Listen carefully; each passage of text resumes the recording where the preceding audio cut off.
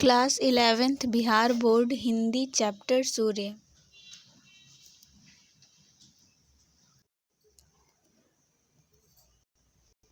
वहाँ वह सूर्य है जो चमकता है, तो सूर्य आखिर है क्या? वेदों में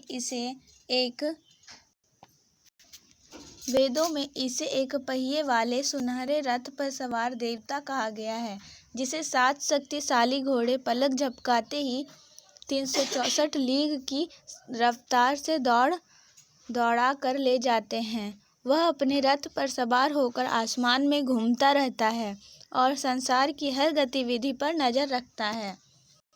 किसने इसे बनाया, जिस पर धरती पर मौजूद जीवन पूरी तरह से निर्भर है? क्या यह मरता हुआ विशाल तारा है, या कोई वैज्ञानिक चमत्कार, या वाकई सूर्य देवता है जो वेदों की साकार आत्मा है और जो त्रिदेव का प्रतिनिधित्व करता है? दिन में ब्रह्मा, दोपहर में शिव और शाम में विष्णु। भारतीय पौराणिक गाथाओं के अनुसार सूर्य के माता पिता थे आदित्य और कश्यप। अदिति के 8 बच्चे थे। 8वां बच्चा अंडे की शक्ल का था, इसलिए उसका नाम रखा मार्तंड, यानी मृत अंडे का पुत्र, और उसका परित्याग कर दिया। वह आसमान में चला गया और खुद को वहां महिमामंडित कर लिया। दूसरा किस्सा यह है कि अदिति ने एक बार अपने पहले 7 पुत्रों से कहा कि वे ब्रह्मांड का सृजन करें, किंतु वे उसमें असमर्थ रहे, क्योंकि वे सिर्फ जन्म को जानते थे, मृत्यु को नहीं। जीवन चक्र स्थापित करने के लिए अमरत्व की जरूरत नहीं थी। सो अदिति ने मार्तंड से कहा। उन्होंने फौरन दिन और रात का सृजन कर दिया, जो जीवन और मृत्यु के प्रतीक थे। यह घटना भी प्रतीकात्मक है। अदिति का अर्थ है अखंडित। ऋग्वेद में अदिति के लिए अद्रि और सदावृद्ध शब्दों का भी इस्तेमाल हुआ है। अदि का अर्थ है जो 2 न हो, और सदावृद्ध का अर्थ है जो सदा बढ़ता रहे।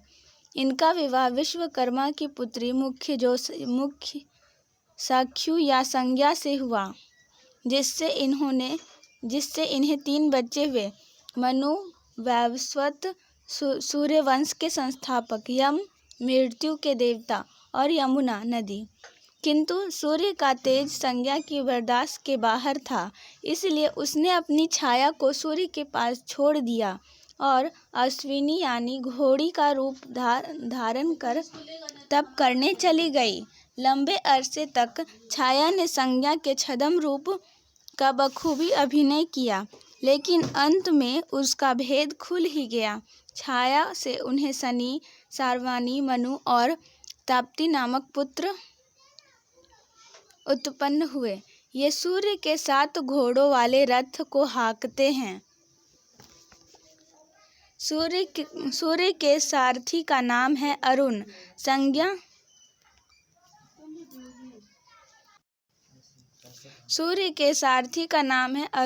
संज्ञा के प्रेम में पागल सूर्य उसे सारे ब्रह्मांड में ढूंढते रहे। सूर्य ने अश्व का रूप धारण किया और उनके पास पहुंच गए। संज्ञा के उनसे 2 बच्चे हुए, जिन्हें अश्विनी कुमार कहा जाता है। एक का नाम नासत्य और दूसरे का नाम दस्र है। उधर विश्वकर्मा ने सूर्य की आभा के अंश को काट डाला और उससे विष्णु का सुदर्शन चक्र, शिव का त्रिशूल, यम का दंड, स्कंद का माला और कुबेर की गदा तैयार की। विष्णु के 7वें अवतार थे राम, जिनका जन्म सूर्यवंश से हुआ है। सूर्य की पूजा 12 महीने होती है। हर महीने में उनका अलग नाम है। चैत्र में धाता, वैशाख में आर्यमा, ज्येष्ठ में मित्र, आषाढ़ में वरुण, श्रावण में इंद्र, भाद्रपद में विविस्वान, आश्विन में पूषा, कार्तिक में कृतु, मार्गशीर्ष में अंशु, पौष में भग, माघ में त्वष्टा और फागुन में विष्णु।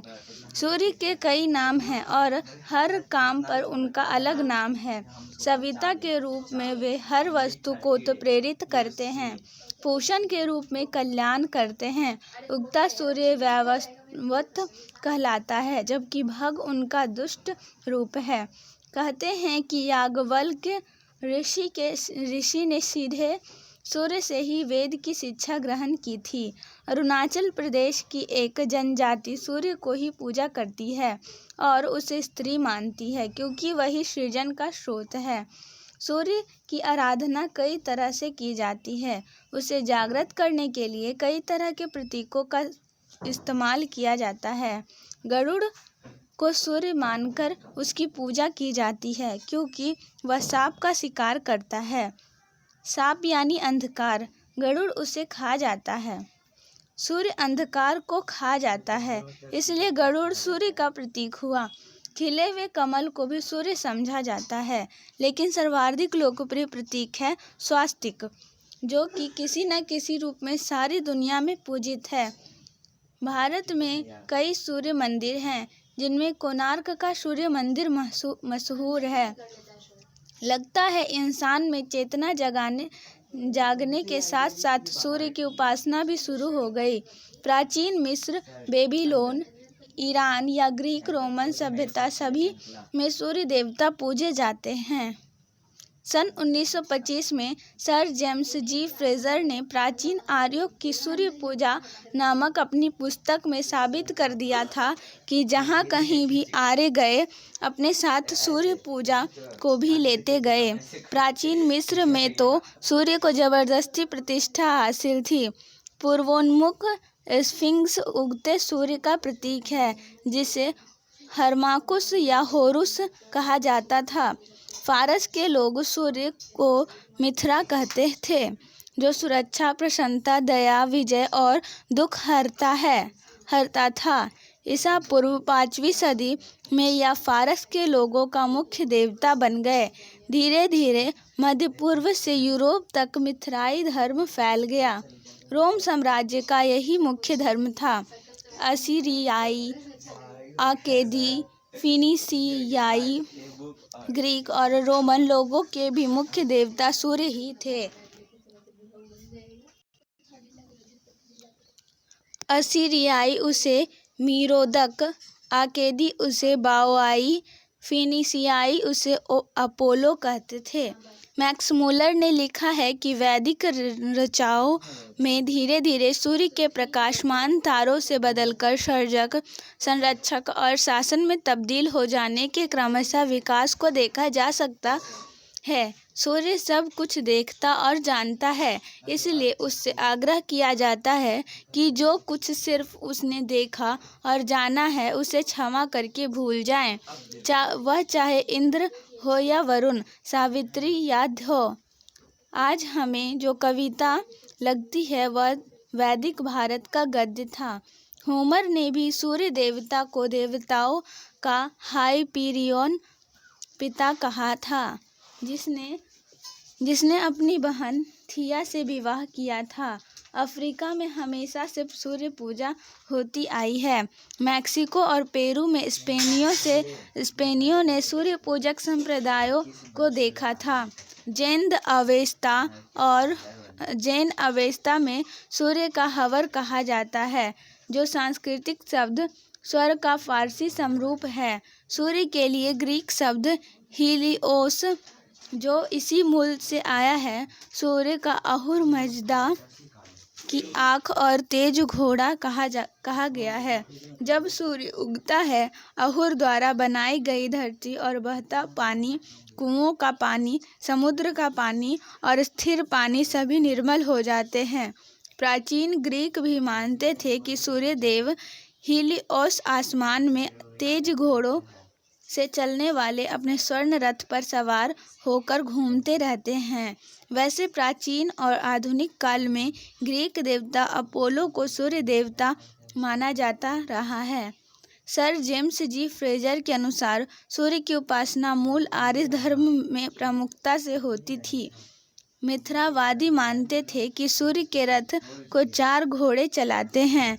रोम सम्राट ऑरेलिया ने पूर्व की विद्रोही रानी जिनोबिया को परास्त करके बंदी बना लिया तो उसकी खूबसूरत राजधानी पामीरा को तो ध्वस्त कर दिया गया, लेकिन वहां के सूर्य मंदिर को आलीशान बनवा दिया क्योंकि सूर्य देव अज्ञ हैं।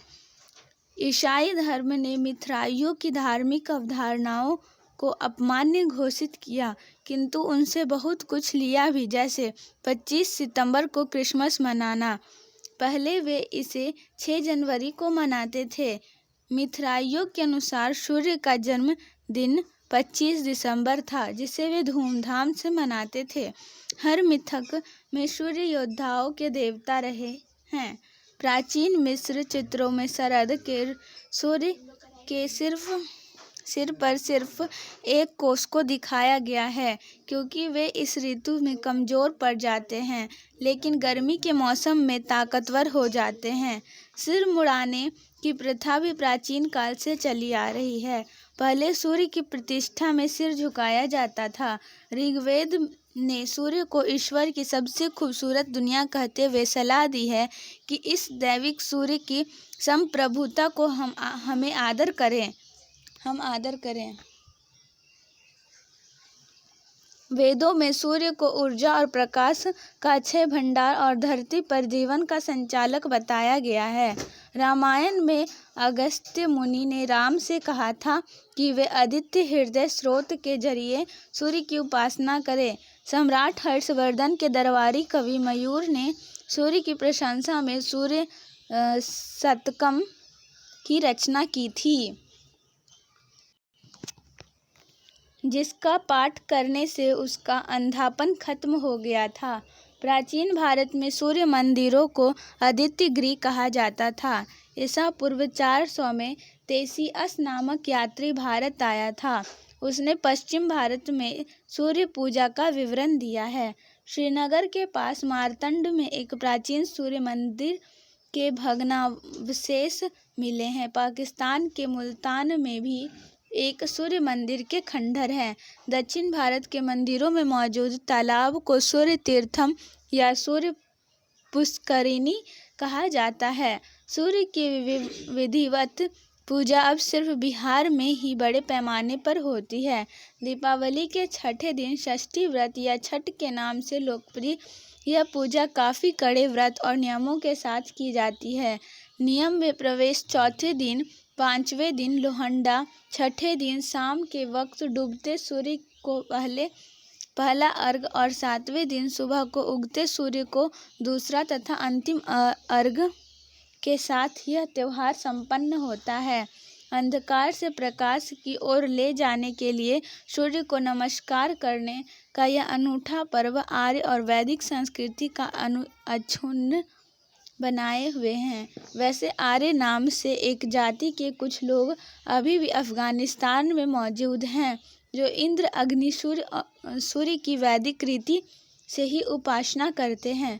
अफगानिस्तान पाकिस्तान सीमा पर फ्रंटियर के पास काफिरिस्तान नामक इलाका है, जहां अभी भी आर्यों की आबादी रहती है, जो सूर्य की पूजा करती है।